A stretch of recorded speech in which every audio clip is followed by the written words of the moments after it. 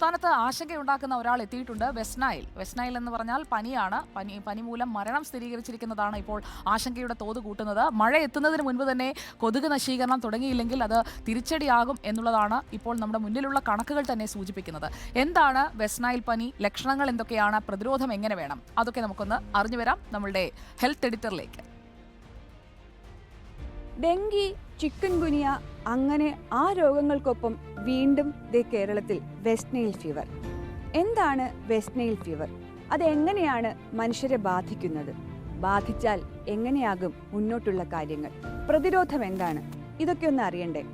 അതായത് west Nile ഫീവറിന് ആ പേര് വരാൻ കാരണം ഉഗാണ്ടയിലെ വെസ്റ്റ് നൈൽ എന്ന ജില്ലയിൽ ഈ രോഗം ആദ്യം കണ്ടെത്തിയതുകൊണ്ടാണ്.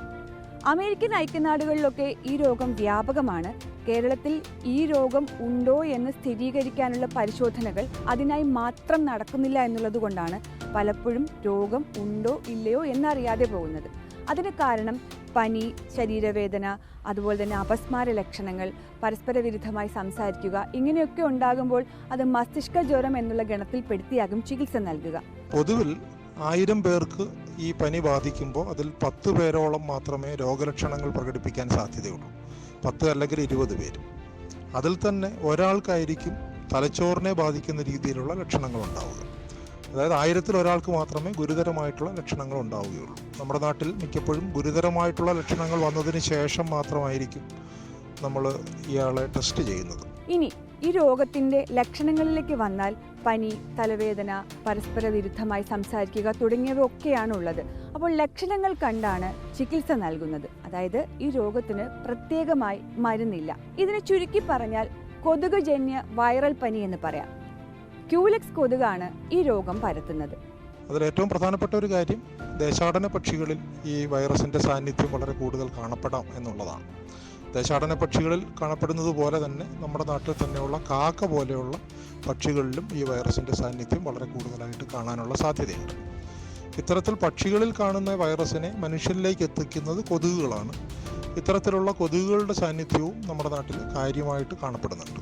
ചതുപ്പ് നിലങ്ങൾ, അതുപോലെ തന്നെ ദേശാടന പക്ഷികൾ എത്തുന്ന പ്രദേശങ്ങൾ, ഇവിടങ്ങളിലാണ് ഈ രോഗബാധ കൂടുതലായി. കാരണം ദേശാടന പക്ഷികൾ ഈ രോഗത്തിൻ്റെ വാഹകരാണ് എന്നുള്ളതാണ് കൂടുതലായി കണ്ടെത്തിയിട്ടുള്ളത്. രോഗം ബാധിച്ചു കഴിഞ്ഞാൽ എല്ലാവിധ പരിശോധനയും നടത്തുന്നതിനൊപ്പം തന്നെ ഇപ്പോൾ ഡെങ്കി ഉണ്ടോ അല്ലെങ്കിൽ എലിപ്പനി ഉണ്ടോ എന്നൊക്കെ നോക്കുന്നതിനൊപ്പം തന്നെ ഈ ലക്ഷണങ്ങൾ കണ്ടു കഴിഞ്ഞാൽ ഈ പറഞ്ഞ പോലെ വെസ്റ്റ് നൈൽ ഫീവർ ഉണ്ടോ എന്നുള്ള ചികിത്സ കൂടി എന്നുള്ള പരിശോധന കൂടി നടത്തി വേണം ചികിത്സ സ്വീകരിക്കേണ്ടത്. എന്നാൽ മാത്രമേ ഈ രോഗത്തിൽ നിന്ന് ഏതെങ്കിലും തരത്തിൽ രക്ഷപ്പെടാനുള്ള സാധ്യത ഉണ്ടെങ്കിൽ അത് നമുക്ക് സ്വീകരിക്കാനാകൂ. മരണനിരക്ക് കൂടിയ ഒരു രോഗമാണ്. കാരണം പലപ്പോഴും ഈ രോഗമാണ് എന്നറിയാതെയാകും ചികിത്സിക്കുക. അങ്ങനെയാണെങ്കിൽ മരണനിരക്ക് ഉയരാനുള്ള സാധ്യതയുമുണ്ട്. വ്യാപകമായിട്ട് കൊതുക് നശീകരണ പ്രവർത്തനങ്ങൾ നമ്മൾ ചെയ്യേണ്ടതായിട്ടുണ്ട്. ഇത്തരത്തിലുള്ള രോഗങ്ങൾ പടർന്നു പിടിക്കുന്ന പ്രത്യേക ഇടങ്ങൾ, അത്തരത്തിലുള്ള സ്ഥലങ്ങളിൽ ഈ രോഗം പരത്തുന്ന കൊതുകുകളെ നിർമ്മാർജ്ജനം ചെയ്യുന്നതിനാവശ്യമായിട്ടുള്ള പ്രവർത്തനങ്ങളും കൂടി നമ്മൾ ഇതിൻ്റെ കൂട്ടത്തിൽ ചെയ്യേണ്ടതായിട്ടുണ്ട്. വെള്ളം കെട്ടിക്കിടക്കുന്ന ഇടങ്ങളുണ്ടാകും. അതുപോലെ തന്നെ നമ്മുടെ വീട്ടിനകത്തും പുറത്തുമൊക്കെയുള്ള ചെടികളിലെ ഈ പ്ലാസ്റ്റിക് പാത്രങ്ങളിൽ തങ്ങി നിൽക്കുന്ന വെള്ളം, ഫ്രിഡ്ജിൻ്റെ ട്രേയിലുള്ള വെള്ളം, ഇതൊക്കെ തന്നെ കൊതുകിൻ്റെ വളർച്ചയ്ക്ക് സഹായകരമാകുന്ന സംവിധാനങ്ങളാണ്. അതുകൊണ്ട് തന്നെ ഏതെങ്കിലും തരത്തിൽ വീടിനുള്ളിലും വീടിന് ചുറ്റുപാടും കൊതുകുകൾ ഉണ്ടാകാതെ സൂക്ഷിക്കുക എന്നുള്ളതാണ്. ആഴ്ചയിൽ ഒരു ദിവസം ഡ്രൈ ഡേ ആചരിച്ച് നമുക്ക് പ്രതിരോധം ഉറപ്പാക്കാം. കൊതുകിൻ്റെ പൂർണ്ണമായ നശീകരണമാണ് ഈ രോഗങ്ങളിൽ നിന്നും രക്ഷ നേടാൻ നമ്മുടെ മുന്നിലുള്ള ഏക മാർഗം. ഇനി രോഗം വന്നു കഴിഞ്ഞാൽ അതിന് കൃത്യമായ ചികിത്സ, അത് ഉടനടി തന്നെ ആശുപത്രിയിൽ എത്തി ചികിത്സ തേടേണ്ടതുമാണ്.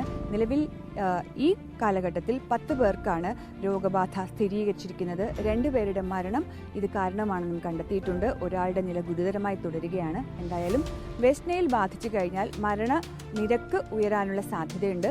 കൂടുതൽ പേർക്ക് രോഗം വരാനുള്ള സാധ്യതയും തള്ളിക്കളയാനാകില്ലെന്ന് ആരോഗ്യ വിദഗ്ധർ പറയുന്നു.